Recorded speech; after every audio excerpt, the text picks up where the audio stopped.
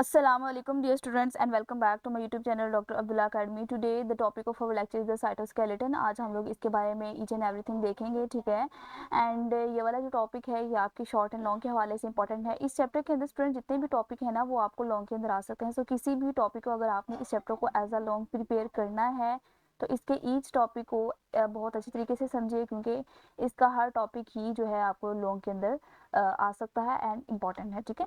तो आज हम लोग इसके बारे में समझेंगे। तो अगर मैं आपको इसका थोड़ा सा कंसेप्ट बताऊं तो ये है कि अगर स्टूडेंट्स आप लोग इमेजिन कीजिए कि अगर किसी घर के अंदर अगर कोई घर है उसके स्ट्रॉन्ग पिलर्स, इन पिलर्स को हटा दिया जाए तो क्या घर जो है वो अपनी बेस के ऊपर बरकरार रह सकेगा? बल्कि नहीं, घर तो जो है वो टोटली इस तरह से करके ढह जाएगा, गिर जाएगा, ठीक है। एंड ये वाले जो पिलर्स हैं या जो ये वाले बीम्स होते हैं ना, ये घर को स्टेबल रखते हैं और उसको सपोर्ट प्रोवाइड करते हैं, internal and external support provide करते हैं एंड इसको प्रॉपर्ली तौर पर शेप भी जो है वो प्रोवाइड करते हैं, ठीक है। और इसके अंदर जितनी भी ऑर्गेनाइजेशन होती है ना वो बरकरार रहती है। इसी सिस्टम को जो है वो घर का तो है पिलर सिस्टम कहते हैं, लेकिन अगर वही स्पोर्ट सेल के अंदर देखी जाए ना तो सेल को स्पोर्ट को क्या कहते हैं, दैट इज द साइटोस्केलेटन, ठीक है। तो ये आपको कॉन्सेप्ट समझ आ गया कि जिस तरह घर को जो है वो पिलर्स एंड जिस तरह बीम्स हेल्प प्रोवाइड करते हैं, इसी तरह सेल के अंदर भी एक इस तरह से सपोर्ट सिस्टम होता है जिसको हम साइटोस्केलेटन बोलते हैं।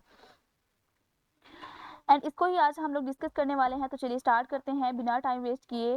बिस्मिल्लाहिर्रहमानिर्रहीम कहा जा रहा है it is the network of thin tubes and filaments present through out the cytoplasm. कहा जा रहा है कि ये जो साइटोस्केलेटन होता है ना, ये बारीक फिलामेंट्स कहते हैं, छोटे छोटे बारीक धागे या रेशे, और जो कि साइटोप्लाज्म के अंदर जो है वो फैले होते हैं। मैंने आपको पिछले लेक्चर में बताया था कि साइटोप्लाज्म क्या होता है। साइटोप्लाज्म होता है जो कि सेल के अंदर लिक्विड एंड फ्लूइड वगैरह मौजूद होता है, उसको हम साइटोप्लाज्म बोल रहे होते हैं, ठीक है।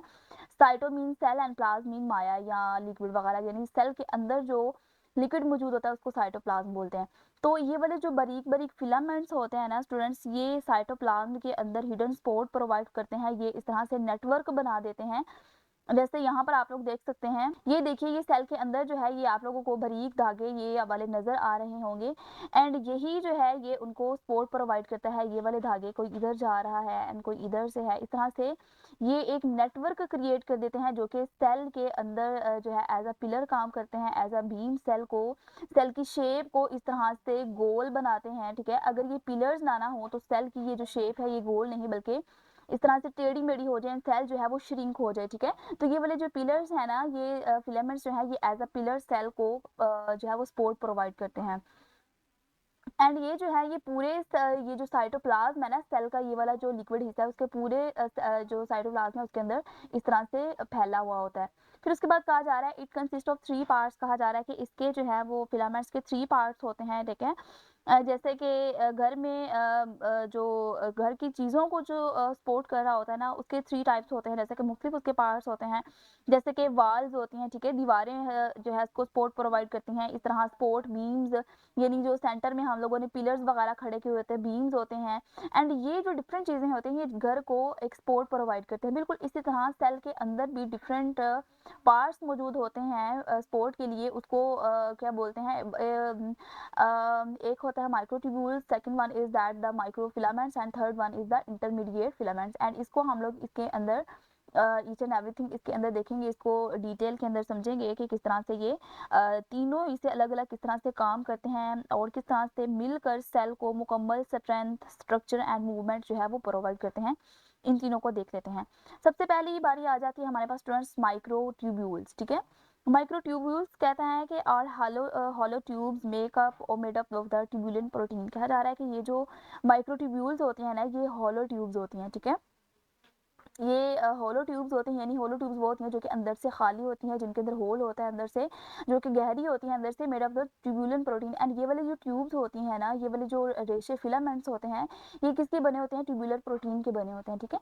तो यहाँ पर आप लोग देख सकते हैं ये है स्टूडेंट हमारे पास साइटोस्केलेटन का कुछ फ्रेमवर्क किस तरह से बनता है, ठीक है। ये नेटवर्क बना देते हैं। एंड अगर देखा जाए माइक्रो ट्यूब्यूल्स को तो माइक्रो ट्यूब्यूल्स ये हैं एंड माइक्रोफिलामेंट ये हैं एंड इंटरमीडिएट फिलामेंट्स ये हैं। तो अब इनको हम डिटेल में देखते हैं। तो ये है हमारे पास माइक्रोट्यूब्यूल्स जो कि ट्यूबुलेंट प्रोटीन से बने होते हैं।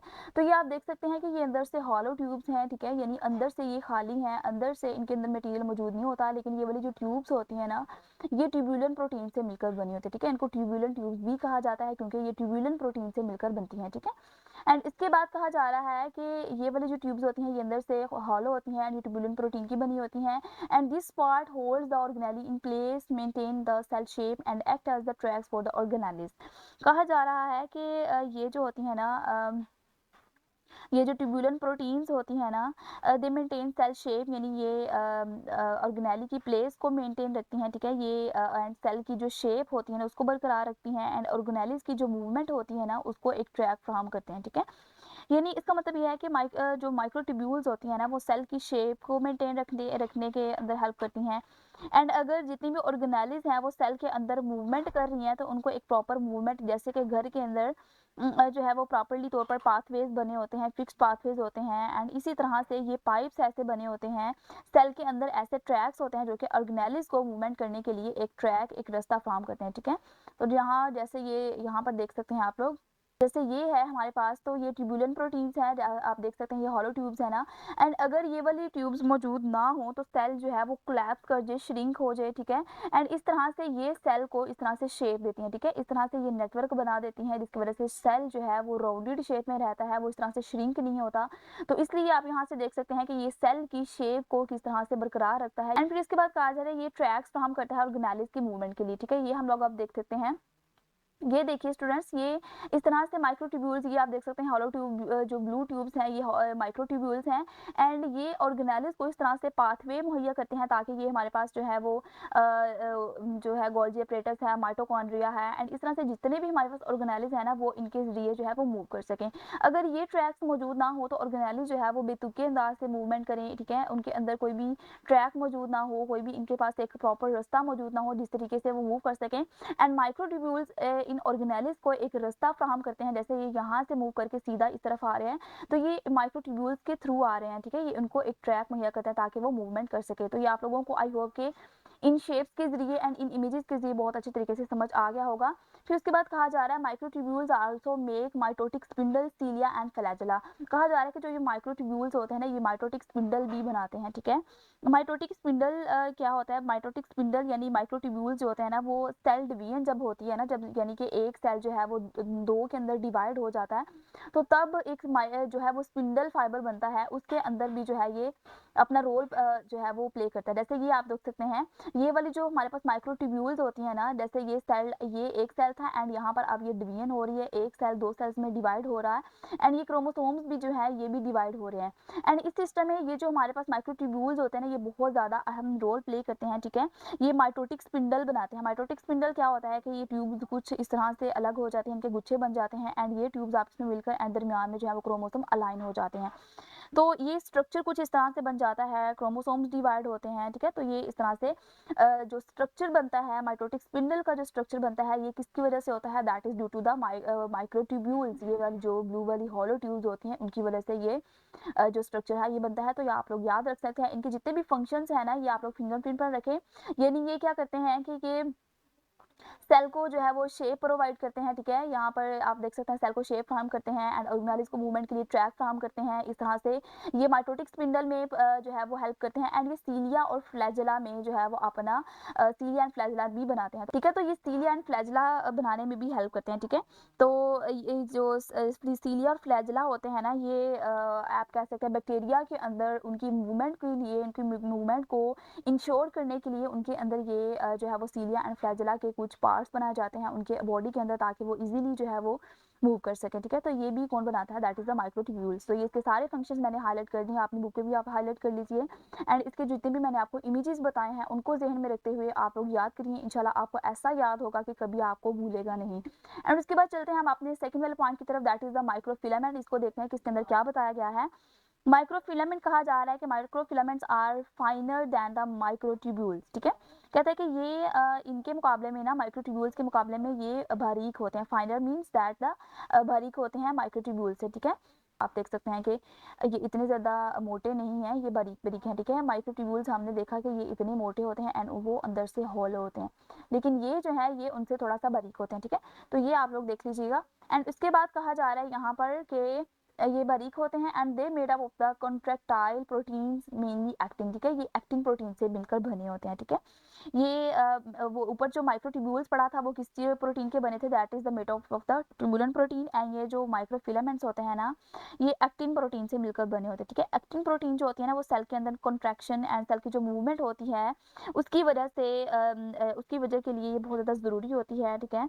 एंड इसकी वजह से सेल जो है वो मूव कर सकता है, अपनी शेप को बदल सकता है, ठीक है। तो ये एक्टिन प्रोटीन जो है वो हेल्प करती है। तो इसको देख लेते हैं यहाँ पर, ठीक है। तो ये जो है ना, ये एक्टिन प्रोटीन का मिलकर बना होता है एंड ये जो है वो सेल की फ्लेक्सिबिलिटी के लिए, सेल की मूवमेंट के लिए जो है बहुत ज़्यादा ज़रूरी होती है। कहा जा रहा है कि they help in cell movement like the crawling the white blood cells and the contraction of the muscle cells, ठीक है। कहा जा रहा है कि ये जो माइक्रोफिलामेंट्स होते हैं ना, ये सेल की मूवमेंट के लिए बहुत अहम रोल प्ले करते हैं, ठीक है। सेल की मूवमेंट के लिए ये बहुत अहम रोल प्ले करते हैं कि यानी जब सेल जो है वो उसने मूव करना हो, अपनी पोजीशन को चेंज करना हो, या इस तरह से जैसे वाइट ब्लड सेल्स यहाँ पे बताए गए हैं, वाइट ब्लड सेल्स ने मूव करना हो, इस तरह से जो मसल्स की कॉन्ट्रैक्शन होती है उसको इंश्योर करता है, ठीक है। तो ये डिफरेंट जो सेल के अंदर मूवमेंट होती है ना, ये उनको इंश्योर करता है। जैसे यहाँ पर देख सकते हैं आप लोग कि ये सेल की जो फ्लेक्सिबिलिटी है, यानी सेल श्रिंक हो रहा है अंदर की जानिब इस तरह से, तो ये इसको इंश्योर बनाता है, ठीक है। ये अपनी पोजिशन को चेंज कर लेती हैं इस तरह से।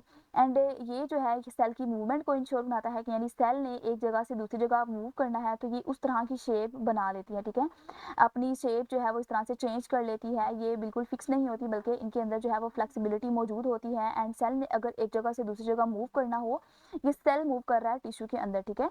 तो ये सेल मूवमेंट के अंदर बहुत ज़्यादा एक अहम रोल जो है वो प्ले करती है। इस तरह से अगर मसल ने कॉन्ट्रैक्ट होना हो, जैसे कि हम बाजू को इस तरह से, जब इस तरह से बाजू को फोल्ड करते हैं, बाजू को फोल्ड करके देखिए हमारा जो ये मसल है बाजू का, वो श्रिंक हो रहा होता है, श्रिंक नहीं सॉरी कॉन्ट्रैक्ट हो रहा होता है। तो मसल की कॉन्ट्रैक्शन के अंदर कौन सा जो टिश्यू है वो रोल अपना प्ले करता है, दैट इज द माइक्रो जो फिलामेंट्स होते हैं ना, माइक्रो फिलामेंट्स अपना रोल प्ले करते हैं। इस तरह से वो अपनी शेप को चेंज कर लेते हैं और इस तरह से जिग जैग कंडीशन में आ जाते हैं, ठीक है।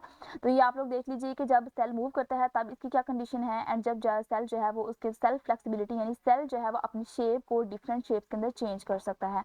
तो ये डिफरेंट चीज़ें हैं जो कि किसकी वजह से होती हैं, that is due to the microfilaments, ठीक है। माइक्रोफिलामेंट जो है वो एक्टिन प्रोटीन से मिलकर बना होता है। जैसे मैंने आपको बताया कि एक्टिन प्रोटीन ऐसी प्रोटीन है जो कि सेल की शेप को चेंज कर सकती है, सेल की मूवमेंट को जो है वो इंश्योर करती है। एंड यही जो इसके फंक्शंस हैं कि ये सेल की मूवमेंट को इंश्योर कराती है। जैसे भी आपको बताया, एक सेल दूसरी जगह से पे जा रहा है, crawling of the white blood cell, जैसे ये जो है वाइट ब्लड सेल क्रॉल कर रहा है, यहाँ पर आप लोग देख सकते हैं कि ये सेल जो है वो क्रॉल कर रहा है, एक जगह से दूसरी जगह मूव करके जा रहा है। तो ये सेल की क्रॉलिंग को जो है वो इंश्योर करता है। And the contraction of the muscle cell की, जब मसल सेल जो है वो कॉन्ट्रैक्ट करता है तो इस चीज़ को भी ये जो है वो इंश्योर करती है। एंड इस तरह से ये जो माइक्रोट्यूब्यूल्स हैं, जो सॉरी माइक्रोफिलामेंट जो है, ये अपनी शेप को चेंज कर लेते हैं। फिर उसके बाद यहाँ तक हमारा कंप्लीट हुआ एंड आप लोगों ने इनके फंक्शंस जो हैं वो बहुत अच्छे तरीके से याद रखने हैं। एंड तीन चार यहाँ पर चीज़ें हैं, तीन चार यहाँ पर चीज़ें हैं, इनको अगर आप लोग इमेजेस को ध्यान में रखते हुए इनको अगर आप लोग याद कर लेते हैं तो आपका लॉन्ग और शॉर्ट बहुत तरीके से अच्छी तरह से रेडी हो सकता है। फिर उसके बाद है हमारी थर्ड एंड लास्ट वाली type, that is the intermediate filament. इसको देख लेते हैं। Intermediate filaments are rod made of variety of proteins, mainly the keratin and the vimentin protein, ठीक है। अब कहा जा रहा है कि ये जो होते हैं ना, ये अब अगर इन तीनों के कंपैरिजन की बात की जाए ना, तो इंटरमीडिएट फिलामेंट जो सबसे ज़्यादा मजबूत रेशे होते हैं, फिलामेंट होते हैं, जो कि केराटिन और विमेंटन प्रोटीन से बने होते हैं, ठीक है। ये बहुत ज़्यादा स्ट्रॉन्ग मैकेनिकल एक जो सपोर्ट है वो प्रोवाइड करते हैं सेल को। जैसे कि घर को जो हमारे रॉड्स होते हैं ना, आयरन रॉड्स, वो टूटने से बचाते हैं, बिल्कुल इसी तरह ये भी ऐसे रॉड्स होते हैं जो कि सेल को टूटने से बचाते हैं एंड सेल को श्रिंक होने से बचाते हैं, ठीक है। ये बहुत ज़्यादा स्ट्रॉन्ग एक जो सपोर्ट है ना वो प्रोवाइड करते हैं। अब अगर बात की जाएगी ये किससे मिलकर बने होते हैं, तो ये केराटिन एंड द विमेंटन प्रोटीन से मिलकर बने होते हैं। ये आपको एमसीक्यू के अंदर भी पूछा जा सकता है कि माइक्रोट्यूब्यूल्स किस प्रोटीन से मिलकर बने होते हैं, that is the tubulin protein, and the microfilament किससे मिलकर बने होता है, that is the actin protein, ठीक है। तो ये जो डिफरेंट आप लोगों की यहाँ पर चीज़ें हैं ना, that is related to the protein, ये आप लोगों ने याद रखनी है। ट्यूबुलिन है, यहाँ पर एक्टिन है, एंड यहाँ पर विमेंटन है, एंड यहाँ पर केराटिन, ये दो प्रोटीन्स हैं। तो ये आप लोगों ने अच्छी तरह से देख लेना है। फिर है उसके बाद they anchor the nucleus and some other organelles in the cell, ठीक है। कहा जा रहा है कि ये जो होते हैं ना, ये न्यूक्लियस और ऑर्गेनेल्स को अपनी जगह से जो है वो मजबूती से, एंकर का मतलब होता है थामना, मजबूती से थाम लेना, ठीक है। यानी देखिए, अगर आप लोग इमेजिन कीजिए कि ये अगर सेल है, जैसे यहाँ पर मैं आपको बताती हूँ, तो ये सेल है, सेल के अंदर ये न्यूक्लियस है। अगर ये वाले फिलामेंट्स ना हो तो न्यूक्लियस तो कभी भागकर इधर हो जाए, कभी भागकर इधर हो जाए। तो ज़हन में क्वेश्चन आता है कि कोई तो ऐसी स्ट्रॉन्ग एक फोर्स मौजूद होगी ना, जो कि न्यूक्लियस को जो है वो एक उनकी फिक्स पोजीशन के ऊपर थाम कर रखती है। तो इस आंसर का जवाब यही है कि इंटरमीडिएट फिलामेंट्स जो होते हैं, ये ऐसे फिलामेंट्स होते हैं, ऐसे रेशे होते हैं जो कि न्यूक्लियस को एंड उसके अंदर पाए जाने वाले जितने भी अदर ऑर्गेनेलिज होती हैं ना, उनको अपनी पोजीशन के ऊपर फिक्स रखते हैं, उनको थाम कर रखते हैं। जैसे एक स्ट्रॉन्ग फोर्स ने उनको अपनी जो है वो बगल में दबा कर रख दिया, बिल्कुल इसी तरह ये जो इंटरमीडिएट फिलामेंट्स होते हैं ना, जैसे मैंने अभी आपको यहाँ पर डायग्राम दिखाई, ये देखिए ये न्यूक्लियस एंड किस तरह से ये जो इंटरमीडिएट फिलामेंट्स हैं ये उनको थाम कर रखते हैं। ठीक है, न्यूक्लियस को थाम कर रखते हैं ताकि न्यूक्लियस जो है वो अपनी जगह से हिल। यहाँ पर तो आपको इस तरह से हाईलाइट करके बताया हुआ है ना, ये जो फिलामेंट्स होते हैं इन्हें ये नेकेड होते हैं, यानी नजर नहीं आ रहे होते, लेकिन फिर भी ये न्यूक्लियस को होल्ड किए हुए होते हैं। ठीक है, तो ये डिफरेंट ऑर्गेनेलिज होती हैं, उनको भी आपस में होल्ड करके रखते हैं। ठीक है, ये इंटरमीडिएट फिलामेंट होते हैं जो कि अंदर एक दूसरे के अंदर घुसे हुए होते हैं, और ये सेल को ऑर्गेनेलिज को जो है इस तरह से प्रोटेक्शन प्रोवाइड करते हैं। ठीक है, फिर उसके बाद कहा जा रहा है कि they also make cell to cell junction. ये सेल टू सेल जंक्शन यानी एक सेल का दूसरे सेल के साथ क्या जंक्शन है, क्या उसके साथ उसका राब्ता है, ठीक है, क्या उसके साथ रिलेशन है, ये इस चीज़ को भी इंश्योर करते हैं। ठीक है, इंटरमीडिएट फिलामेंट्स जो है वो सेल्स को एक दूसरे के साथ जोड़ते हैं, उनके जो टिश्यूज होते हैं उनको स्ट्रॉन्ग बनाते हैं, ताकि पूरी बॉडी का जो सिस्टम है वो आपस में कनेक्टेड रहे, पूरी बॉडी के जो सेल्स हैं वो एक दूसरे के साथ कनेक्टेड रहें। ठीक है, तो ये सेल और सेल के दरमियान जो जितना भी ये रिलेशन है या जो जंक्शन है उसको प्रोवाइड करते हैं। जैसे कि आप देख सकते हैं सेल टू सेल कनेक्शन है, स्ट्रॉन्ग टिश्यू बन जाता है। यानी एक होता है सेल, जब सेल्स बहुत ज़्यादा आपस के अंदर मिल जाते हैं तो उससे बन जाता है हमारे पास एक टिश्यू। जब टिश्यूज बहुत ज़्यादा मिलते हैं तो उससे बन जाता है एक ऑर्गन। ठीक है, फॉर एग्जाम्पल जैसे हमारे पास हार्ट है, तो हार्ट एक ऑर्गन है, अगर हम उसके डीपर लेवल पर जाएँ तो उसके बाद हमारे पास टिश्यूज आ जाएंगे। अगर टिश्यूज को भी हम ब्रेक डाउन करें तो वहाँ पर हमारे पास एक ग्रुप ऑफ सेल्स आ जाएगा। ठीक है, यानी सेल्स ही वो इंडिविजुअल्स हैं जो कि एक दूसरे के साथ इस तरह से जुड़कर मिलकर एंड कौन जोड़ता है उनको, that is the intermediate filaments. ये फिलामेंट्स इनको आपस में जोड़ता है, एंड जब बहुत ज़्यादा सेल्स जमा हो जाते हैं, जब नंबर ऑफ सेल्स ग्रुप हो जाते हैं, नंबर ऑफ सेल्स मिलकर क्या बना देते हैं, that is the tissue, and बहुत ज़्यादा टिश्यूज मिलकर क्या बना देते हैं, दैट इज द ऑर्गन। जैसे कि हमारा हार्ट ऑर्गन है, हमारा जो लंग्स है जो हमारे वो ऑर्गन है, इस तरह से स्टमक ऑर्गन है, तो ये इस तरह से डिफरेंट जो है वो ऑर्गन्स बन जाते हैं। ठीक है, तो ये था हमारा इसके अंदर हमने देखा कि इसका साइटोस्केलेटन जो है वो shape and sport and movement जो है वो प्रोवाइड करती है। ठीक है, एंड इसके अंदर जो है वो हम लोगों ने डिफरेंट उसकी टाइप्स पढ़ी, माइक्रोट्यूब्यूल्स पढ़ी, माइक्रोफिलामेंट्स पढ़ी एंड माइक्रो इंटरमीडिएट फिलामेंट्स पढ़ी। तो यही था आज का हमारा लेक्चर, ये आप लोग इसको भी देख सकते हैं कि किस तरह से ये जो है वो शेप प्रोवाइड करता है। ठीक है, तो यही था हमारा आज का लेक्चर। आई आपको आपको बहुत अच्छे तरीके से समझ आ गया होगा, विद द इमेजेस मैंने आपको बहुत अच्छे तरीके से समझाने की कोशिश की। बाकी अगर वीडियो आपको बहुत अच्छी लगी हो, आपको आपके कॉन्सेप्ट सारे क्लियर हो, तो वीडियो को प्लीज़ प्लीज़ लाइक कीजिए, प्यारा सा कमेंट लिखिए, इससे हमें अप्रिसिएशन मिल सकेगी। मिलते हैं नेक्स्ट वीडियो में, जिसके अंदर हम इंशाल्लाह राइबोसोम एंड एंडोप्लाज्मिक रेटिकुलम को डिस्कस करेंगे। तब तक के लिए अपना ख्याल रखिए, अल्लाह हाफिज़।